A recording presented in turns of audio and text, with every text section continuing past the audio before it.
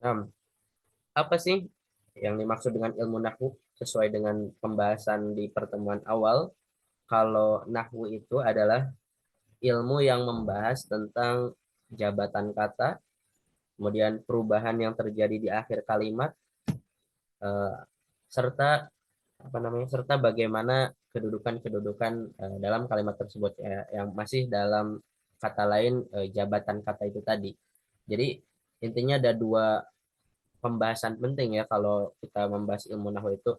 Yang pertama adalah bagaimana perubahan yang terjadi di akhir suatu kalimat dan eh, bagaimana kedudukan suatu kalimat dalam sebuah jumlah gitu.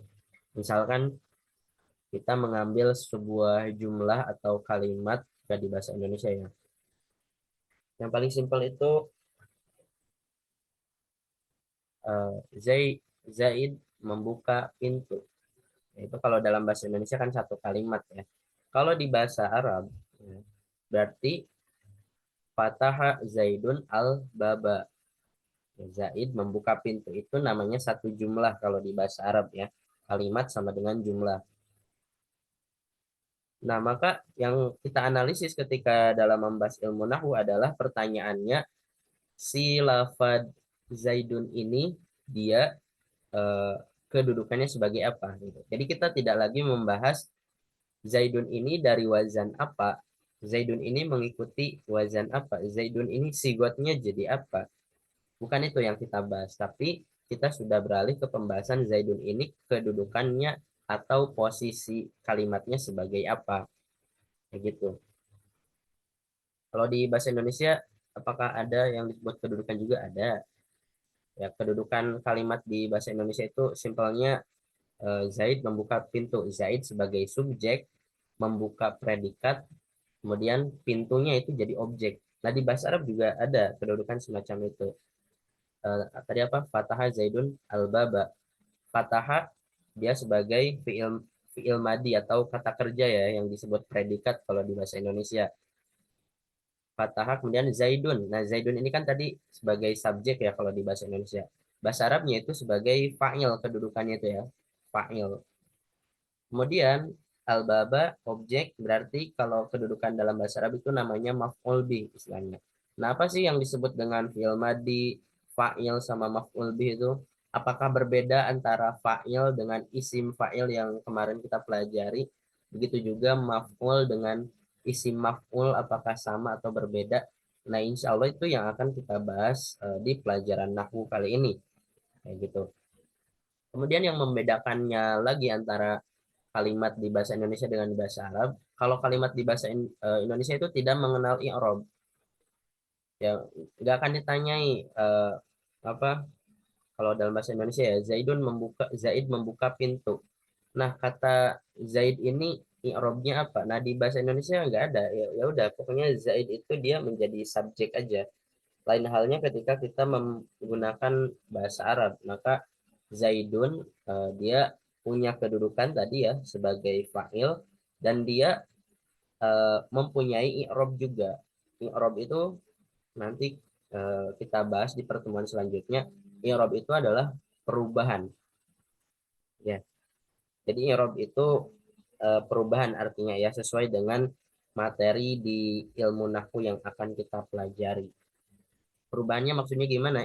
Jadi ini menjelaskan i'rab itu dia tugasnya menjelaskan kenapa lafadz Zaidun itu akhirnya harus dibaca domah gitu. Kenapa harus dibaca Zaidun? Kenapa kok nggak dibaca Zaidan atau dibaca Zaidin gitu kan? Nah, itu bagian i'rab yang membahasnya itu i'rab di nahwu kayak gitu.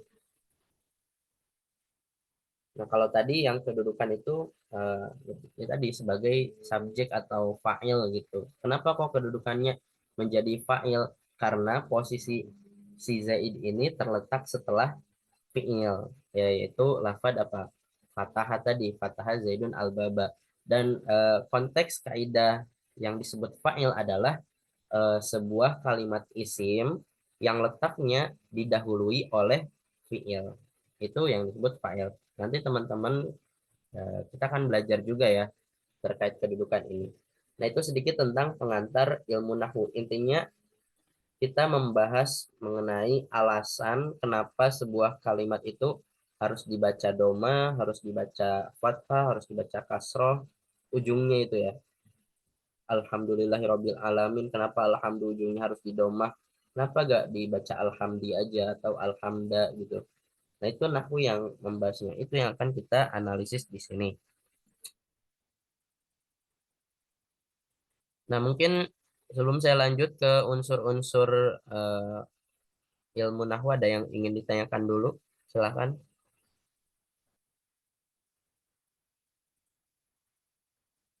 Tidak ada? Saya lanjut dulu nih kalau gitu. Beberapa unsur yang harus dipahami dalam mempelajari ilmu nahwu. Ya, ini sama seperti sorof ya. Sorof juga kan mempunyai unsur atau istilah-istilahnya ya. Kayak wazan, mauzun, sigot, dan tasrif. Kalau di nahwu, maka istilah-istilahnya itu yang kita gunakan yang pertama adalah kalimat. Nah, kalimat ini berbeda dengan jumlah ya. Kalimat itu adalah satuan kata kalau di bahasa Indonesia ya. Kitabun kalau di bahasa Indonesia kan artinya buku ya, itu satu kata, tapi di bahasa Arab itu satu kalimat. Satu buku, kitabun satu kalimat gitu. Yang kedua, istilah di ilmu nahwu yang akan kita analisis itu adalah i'rab dan bina. Apa maksud i'rab dan bina? I'rab itu tadi di awal sudah disampaikan, yaitu perubahan ya, menjelaskan alasan mengapa sebuah kalimat itu harus berakhiran doma, harus berakhiran fathah, berakhiran kasroh atau sukun gitu. Itu i'rab, bagian i'rab. Kalau bina dia menjelaskan sebaliknya, kenapa sebuah kalimat itu dia tidak bisa dibaca dia tidak bisa dibaca kasroh, domah atau fathah gitu ya. Maksudnya bina itu dia tidak bisa dibaca tidak bisa berubah-ubah lah. Dia tuh tetap. Kalau misalkan sekali lafadznya berujung fathah akhirnya, maka tidak bisa diubah jadi doma ataupun kasroh gitu. Nah, alasannya kenapa? Itu bagian bina nanti yang menjelaskannya. Makanya ada istilah kalimat yang mu'rob dan kalimat yang mabni. Karena semua kalimat di bahasa Arab, kalau kita melihat dari sisi berubah atau tidaknya akhir kata kalimat dalam bahasa Arab itu, maka ada dua macam ya. Yang pertama ada yang disebut isim mu'rob, yang kedua ada isim mabni. Contohnya apa? Kalau isim mu'rob yang dari awal-awal sudah saya sampaikan, alhamdu, kenapa tidak dibaca alhamda atau alhamdi gitu kan? Itu karena posisinya mengharuskan dia dibaca domah i'robnya itu.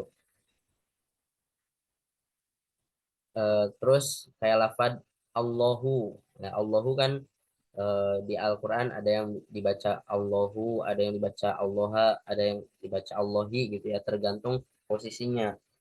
Wallahi billahi. Nah, itu kan di kasroh berarti. Innallaha ma'as sabirin. Nah, innallaha di situ dibacanya pakai fathah, enggak doma atau kasroh. Nah, itu menjelaskan lafadz Allahu itu bisa berubah-ubah ya. Allahu, Allah, Allahi tergantung bagaimana posisi si lafadz itu sendiri. Nah, kalau mabni itu kebalikannya. Ya, mabni itu kebalikannya. Ketika dia berposisi sebagai apapun gitu, artinya meskipun sekalipun dia berada di posisi yang seharusnya dia dibaca rofa, eh, nasob atau khofat, dia tetap teguh, tetap dibaca seperti itu. Contohnya seperti isim domir. Ya, saya pernah menyampaikan ini juga ya. Isim domir misalkan lafad huwa, atau isim isyarah misalkan lafad zalika. Zalika ketika dimasuki huruf ba ya, ba itu kan huruf jar ya. Kita nggak bacanya bizaliki, ya, tetap bizalika. Bitil kak, nggak bitil bitil kak. Atau eh, misalkan lafad apa lagi ya?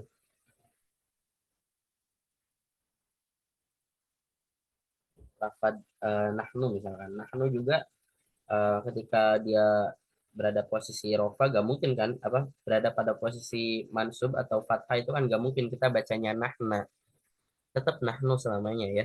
Nahna itu nanti jadi gak ada maknanya dia, nahna nahni. harus tetap nahnu selamanya.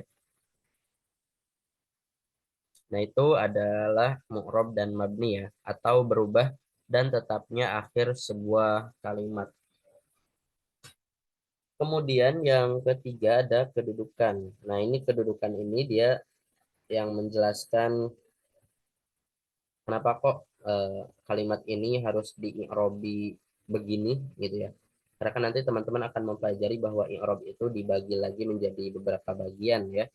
Mungkin yang sudah tahu itu sudah insya Allah sudah mengenal ya nama-nama i'rob itu. Ada i'rob rofa, i'rob nasob, i'rob khofad, dan i'rob jazm. Nah, nanti ketika teman-teman mempelajari tentang kedudukan, ya, yang perlu teman-teman perhatikan adalah fokus pada eh, posisi kalimat tersebut terletaknya setelah kalimat apa gitu ya. Karena masing-masing kedudukan itu mempunyai penjelasannya masing-masing gitu. Oke, nah kita coba perincikan masing-masing dari kalimat i'rob serta bina ini tadi ya. Nah, kalimat itu di bahasa Arab dibagi menjadi tiga macam. Ada isim, fi'il, dan huruf. Mungkin teman-teman banyak yang sudah tahu ini ya. Ya, apalagi kalau pelajaran jurumiyah kan sudah tahu ini pembagian kalam eh, waksamuhu salah satu ismun wa fi'lun wa harfun ja'ali makna. Kemudian i'rob dan bina. Nah, i'rob itu ada empat. Ada rofa atau marfu, ada nasob atau mansub, kemudian khofad atau jar atau bisa juga majrur, istilahnya sama ya, maupun khofad ataupun jar itu sama, i'rab yang sama. Kemudian ada jazm atau majzum. Untuk mabni dia sesuai menyesuaikan harokat akhirnya ya. Ada mabni domah, mabni fathah, mabni kasroh, mabni sukun. Ya, ini sebetulnya paling mudah itu menentukan mabni ya. Menentukan mabni itu lebih mudah dibandingkan apa apa tadi menentukan i'rob ya. Menentukan mabni lebih mudah dibandingkan menentukan i'rob. Karena apa? Kalau menentukan mabni itu harokatnya udah jelas gitu ya. Tapi kalau mu'rob itu kadang belum jelas ya karena mu'rob itu dia punya lebih dari satu tanda gitu ya. Kalau mabni domah ya udah berarti tandanya ketika suatu kalimat berakhiran domah ya dia berarti mabninya mabni domah. Tapi kalau mu'rob itu agak lebih kompleks gitu ya. Karena ketika kalimat mu'rob ya itu tidak bisa langsung kita tentukan apakah dia i'robnya rofa, nasub, khofad atau jazm, harus tahu tanda-tandanya dulu. Misalkan contoh kalimat yang mabni ya, nahnu. Nahnu itu sudah jelas akhirnya domah, harokat domah. Maka ya jelas dia mabninya mabni domah, gak mungkin mabni fathah, mabni kasrah ataupun sukun. Tapi kalau mu'rob ya, untuk kalimat yang mu'rob ketika misalkan kita mengatakan ro'aitu al-muslimina. Nah, itu kan tidak bisa kita lihat hanya karena ujungnya nun fathah kita akhirnya menyimpulkan i'robnya mansub nasob gitu karena seperti yang kita tahu kalau fathah itu tandanya nasob. Ya nggak bisa gitu. Kita lihat tanda yang aslinya gitu yaitu kalau al-muslimina berarti tandanya itu ada di huruf ya. Jadi dan ya itu memang betul tanda i'rob mansub. Nah, oke. Selanjutnya itu yang ketiga ada kedudukan isim. Nah, ini ada banyak sekali ya. Karena saking banyaknya akhirnya dibagi menjadi tiga kelompok nanti teman-teman. Ada kedudukan eh, isim marfu, isim mansub, dan isim majrur gitu ya.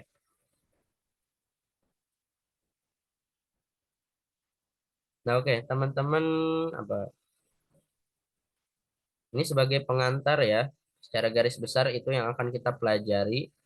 Kita akan belajar tentang kalimat, tentang i'rob dan bina, serta tentang kedudukan. Ya, insya Allah ini yang akan kita pelajari untuk eh, 4 pertemuan ini ya, dimulai dari pertemuan sekarang, kemudian selanjutnya sampai pertemuan ke-8 nanti.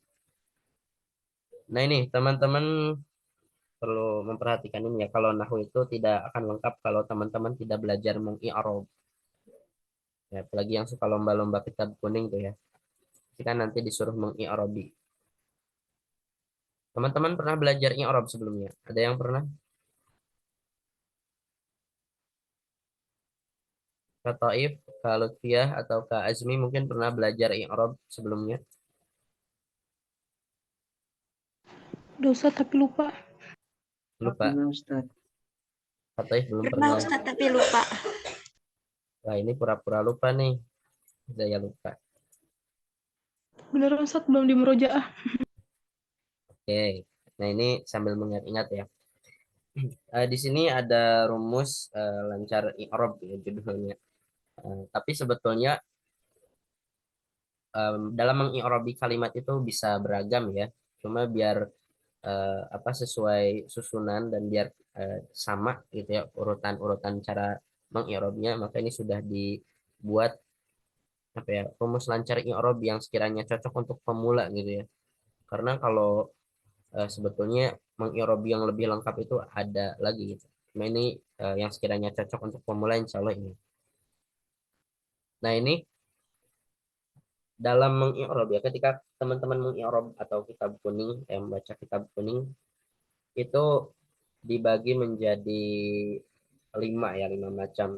Yaitu ketika teman-teman menemukan sebuah kalimat isim tapi dia itu mu'rob, maka cara untuk mengirobinya seperti ini. Kemudian ketika teman-teman yang kedua, ketika teman-teman menemukan kalimat isim tapi dia mabni, maka dia ada cara untuk mengirobinya sendiri. Itu untuk isim ya.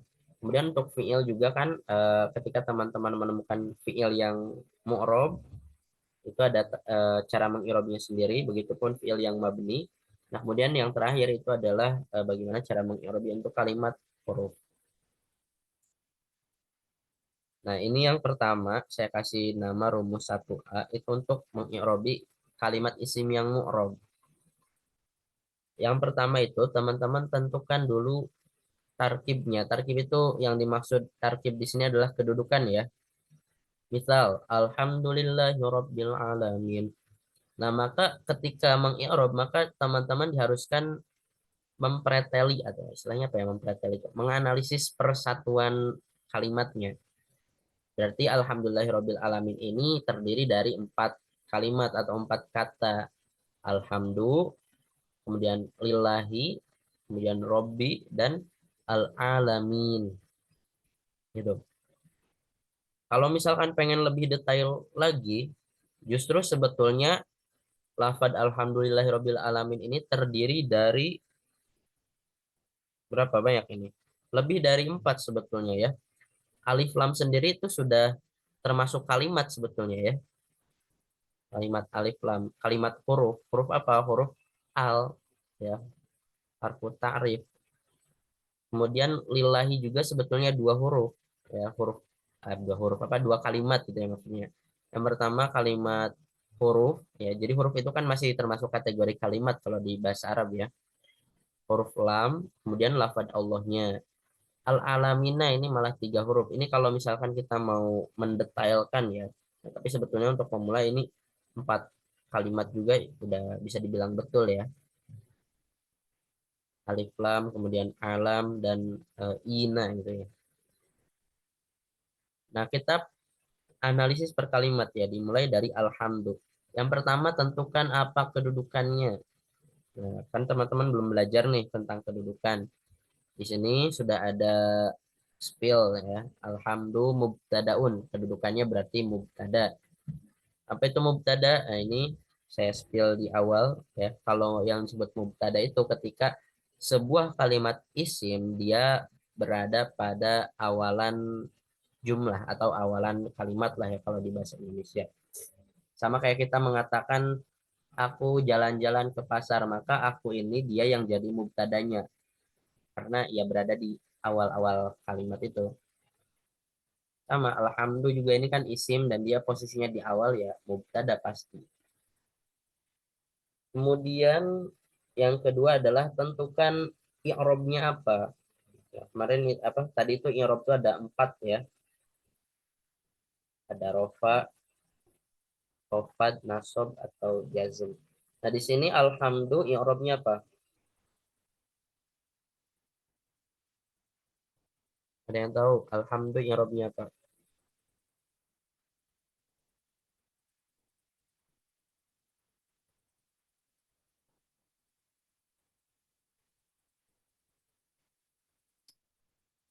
Nah ini ya, ini sudah ada spilannya juga. Alhamdu mubtadaun wa huwa Mubtada wa marfu'un ya. marfu'un Berarti alam i'rabnya marfu. Selanjutnya yang ketiga adalah tentukan tanda i'rabnya ya. Apakah rofa itu selalu setiap yang berakhiran doma? Tentu tidak. Karena selain doma, rofa itu dia bisa diberi tanda yang lain gitu ya. Tapi kebetulan di sini alhamdulillah tanda rofanya adalah memakai domah di akhir ya. Makanya wa alamatu raf'aihi dommatun zahiratun li'annahu ismul mufrad. Apa isi mufrad itu? Isi mufrad itu ini keterangan isim kalimatnya ya, kalimatnya. Nah kan tadi alhamdulillah itu sudah betul ya kalimat isim, tandanya ada alif lam. Kalau teman-teman yang sudah belajar tanda-tanda isim itu, alif lam itu dia mencirikan sebuah kalimat itu adalah isim. Nah, tapi isim itu kan ada banyak ya. Nah, maka di sini isimnya dinamakan isim mufrad. Apa itu isim mufrad? Isim yang kalau dari segi arti ya, isim mufrad itu isim yang menunjukkan makna tunggal. Ya pokoknya isim mufrad itu gampangnya ya secara tampilan kalimatnya itu ketika dia tidak berakhiran alif dan nun maupun apa ya, alif dan nun maupun wau dan nun gitu ya. Karena kalau sudah apa kalimatnya berakhiran alif dan nun ataupun wau dan nun maka itu biasanya ya atau kemungkinan besar dia jadi isim tasniah atau jamak bukan lagi isim mufrad. Tapi kalau selama belum berakhiran alif nun atau waw nun kayak al muslimani, al muslimuna, selama masih al muslimu maka dia adalah isim mufrad.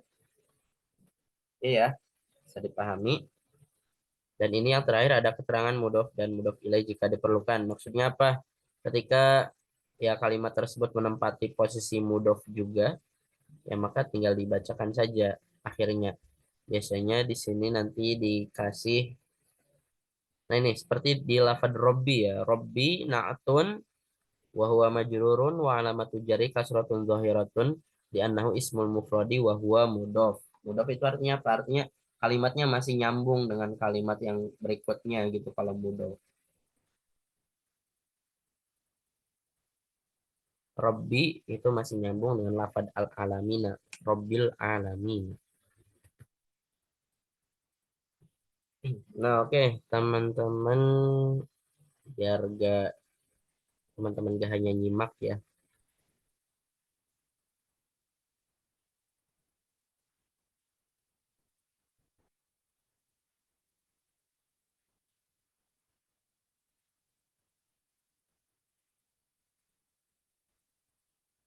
Saya minta Kak Toif coba baca inilah i'rab al-alamina. Nah, ini udah ada spilannya sih enak. Tinggal bagaimana cara membacanya aja nih.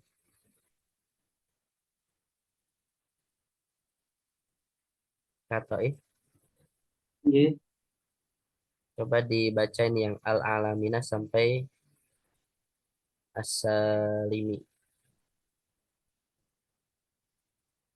al-alamina mudhaf ilaih wa huwa majrur bil mudhaf wa alama mm, wa Di, alama dibaca ya ujung-ujungnya. Karena kalau nahwu ini nggak sama kayak muhadasa. Kalau muhadasa kan kaifa haluk. Ya, ujungnya suka disukun-sukun gitu ya. Tapi kalau nahwu itu ujungnya juga harus dibaca. Kaifa haluka, ya, kaifa haluki. oh, Tapi, ya. Mudofun ilaiha ilaihi atau ilaihu. mudhafun ilaihi Ya. Terus wahwa. wa huwa majrurun Hmm, bil majrurun. mudhafi Oke. wa alamatu mm, wa alamatu apa ya Kak? Wa alamatu jarhi ini ya. Karena alamatu ini nyambung ke Oh, lafaz jarhi.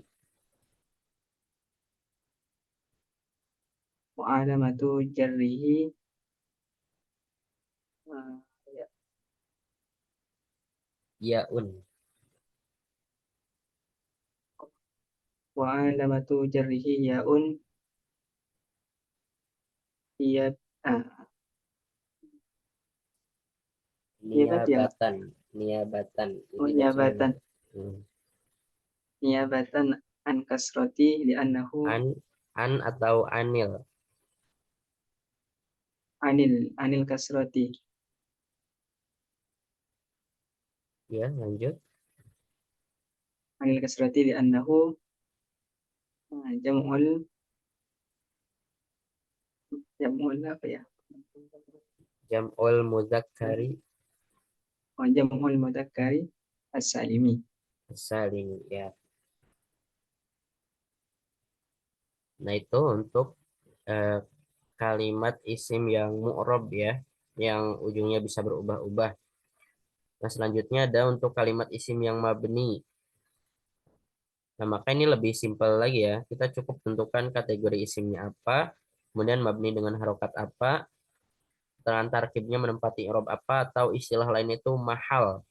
Ya, mahal itu pengganti i'rab sebetulnya ya. Jadi memakainya mahal. Jadi bukan i'rab rofa, i'rab nasab atau i'rab khofad, tapi mahalnya ya. Mahal rofa, apakah mahal nasab atau mahal jar gitu.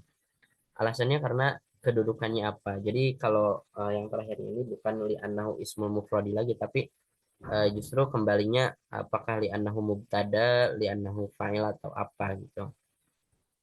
Oke, contohnya lafad huwa Musa. Maka yang akan kita bahas di sini adalah lafad huwa. Ya, huwa. Coba ke Azmi. Nah, Ustaz, Yang huwanya coba di i'robi.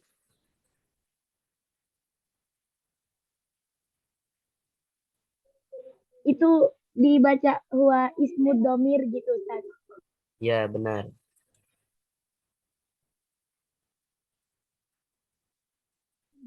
Huwa ismud domir.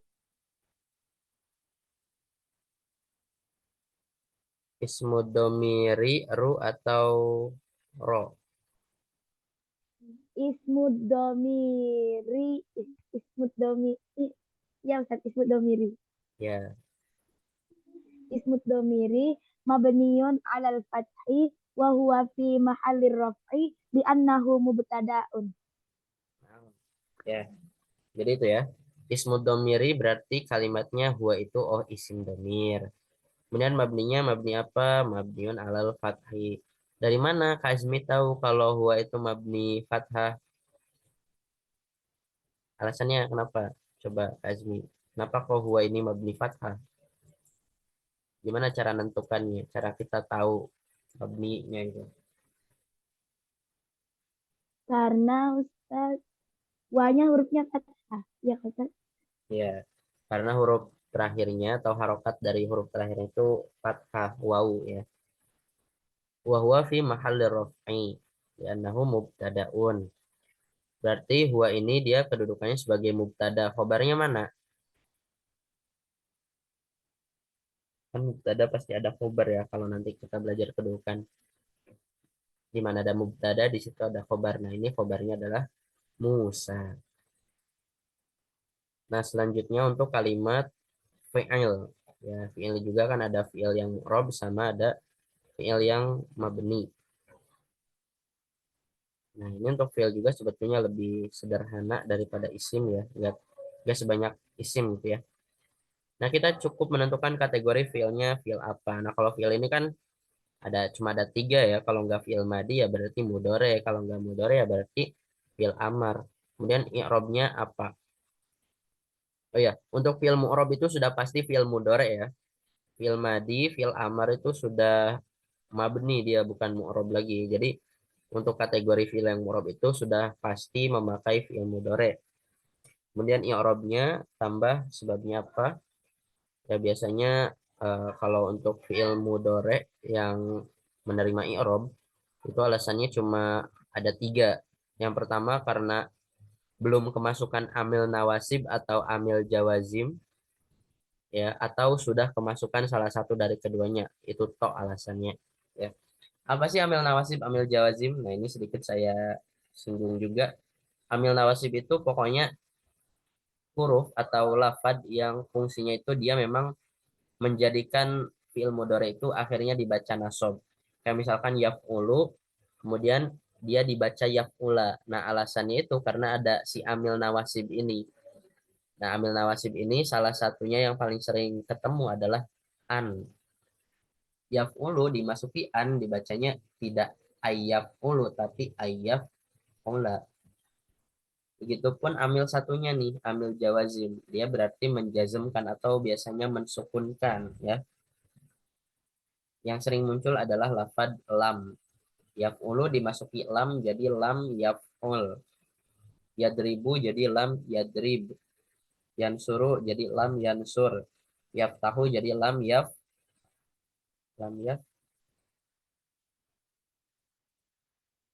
lam yaftah, ya. Nah, ini yang terakhir tanda i'rabnya apa? Nah, tadi ya berarti apakah dengan domah, fathah atau sukun. Dan yang terakhir keterangan af'alul khamsah kalau misalkan memang menggunakan fi'il 5 si kalimatnya, ya. Oke, nastamir ila al-mithal 6 yaghfirullahu yaghfirullahu Lutfi.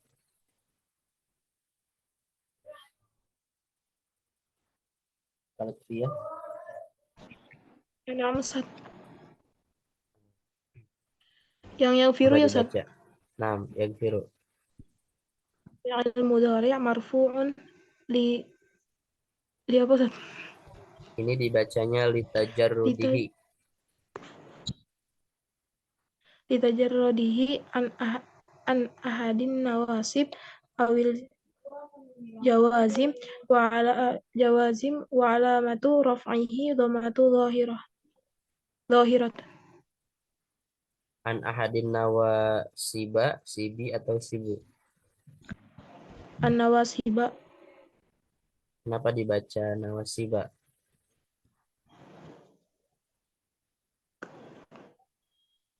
Itu Ustaz. An ahadin nawasiba awil jawa zima itu alasannya karena melihat, nah ini agak, ini sih buat isim ghair munsharif, ya, pokoknya eh, yang tidak menerima tanwin, seperti isim yang tidak menerima tanwin. Ini nanti teman-teman belajar bisa cari pengertian sendiri, ya, isim ghair munsharif pokoknya. Kemudian rumus selanjutnya untuk 2B ini untuk kalimat fi'il yang mabni. Nah, tadi itu fi'il mabni itu cuma ada fi'il madi sama fi'il amar. Nah, fi'il mudhari juga ada yang mabni, tapi itu khusus fi'il mudhari yang sudah kemasukan nun niswah atau taukid, gitu, ya. Nun niswah itu yang nun yang menunjukkan muannas gitu. Makanya ada istilah kalau fi'il mudhari itu dia i'rab selalu berubah-ubah, gitu, ya.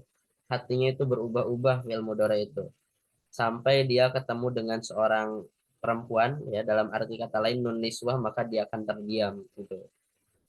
Makanya kalau fi'il mudhari jika diibaratkan lelaki sebelum dia bertemu perempuan atau menikah, dia itu diibaratkan seperti fi'il mudhari, ya.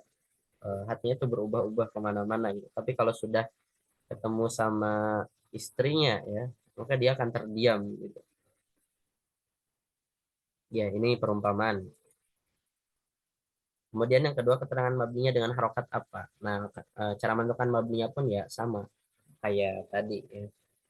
Contohnya ja'a al qaumu. Ja'a fi'lun madi wa huwa mabniun alal fathi.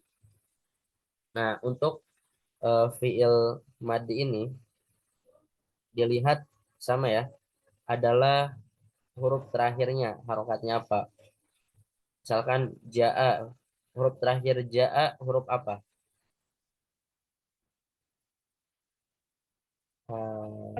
Ya, hamzah, ya, ja'a. Kalau misalkan saya mengatakan jitu, ya. jitu, ja'at, ja'ata. Itu kan ketemu jitu. Nah, dia itu masih mabni juga. Mabninya mabni apa kalau jitu? Domah. Nah, ini. Ada lagi. Tadi kan kita sudah sepakat ya, huruf terakhir fi'il madi ja'a adalah hamzah. Kalau itu yang domah hamzahnya apa huruf yang lain?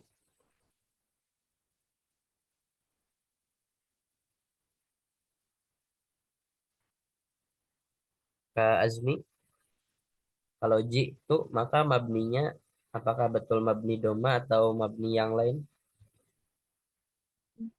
Mabniun ala sukun Ustaz. Nah, mabniun ala sukun ya, mabniun ala sukun karena hamzahnya yang jadi patokan. Begitupun ketika kita memakai fiil doroba, maka huruf ba-nya yang jadi patokan mabni itu. Sekalipun kita mengatakan dorobetu, dorobna, maka ya ketika ba-nya sukun mabniun ala sukuni. Karena tadi tu apa itu kan bukan bagian dari lafaz dorobanya ya. Makanya ada istilah eh, domir mutaharik marfu. Nah, domir mutaharik marfu itu adalah istilah untuk memisahkan doroba dari lafaz maknya gitu. Kalau teman-teman tahu tasrifan lugawi ya yang kemarin kita pelajari doroba, doroba, dorobu, dorobat, dorobata, dorobna. Nah, dorobeta. Nah, ketika sampai di dorobeta, dorobti, dorobetuma, dorobetum. Nah, maka yang akhir-akhirannya itu tati, tu, tum, tunna. Nah, itu disebutnya domir mutaharik marfu. Gitu ya. Makanya ketika fi'il madi sudah bertemu dengan domir mutaharik marfu, mabninya jadi mabni sukun. Bukan lagi mabni fathah ya. Nah, ini yang terakhir untuk kalimat huruf. Nah, ini paling simple ya. Cuma tentukan kategori hurufnya apa, kemudian mabni dengan harokat apa. Yajibu alal muslimin ayyukima as-salata. Nah, ini kata if. Coba yang termasuk kategori kalimat huruf yang mana ini? Dari lafaz yajibu alal muslimi ayyukima as-salata.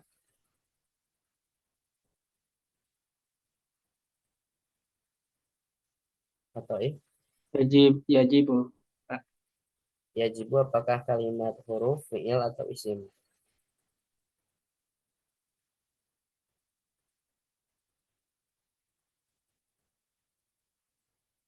Ini sudah ada sekilannya sebenarnya. Nah, ini. Teman-teman bisa melihat dari sini nih sebetulnya. Huruf Berarti an ala bukan Ustaz. ya apa aja tadi? Ala sama An. an ya. Ala huruf apa?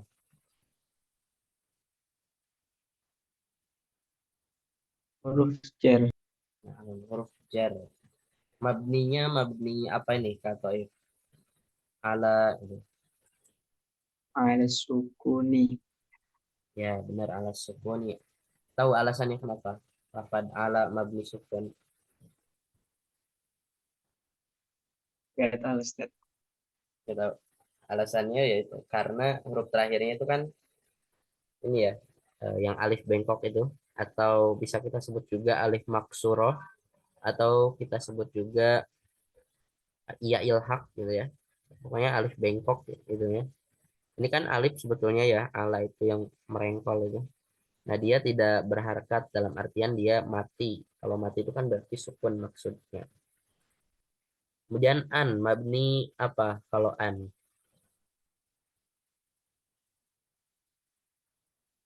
Katakan kalau ya. Kalau an ini mabni apa? Mabni ala sukun. Yang mabni ala sukun ya. Nah, kemudian sisanya yajibu itu masuknya fiil, al muslimu isim, yukima juga fiil tadi ya, as-salata juga isim. Nah, oke teman-teman, insya Allah untuk kalimat dan teman-temannya ya, kalimat wa akhwatuha yang akan dibahas di pertemuan yang akan datang. Insya Allah sanabhas fi usbu'il ati. Sampai sini apakah ada yang ingin ditanyakan dari teman-teman? Silakan.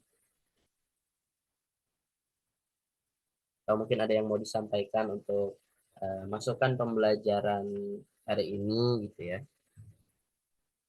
Maka teman-teman mungkin juga ada request pembelajaran yang enak buat teman-teman mau seperti apa, silahkan. Kita ada sisa 3 pertemuan lagi ya. Insya Allah kita bisa maksimalkan nanti.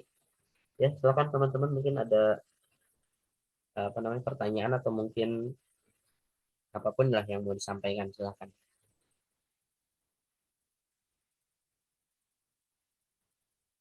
Yakfi, maminkum as-soal, Kazmi, ada pertanyaan atau masukan mungkin?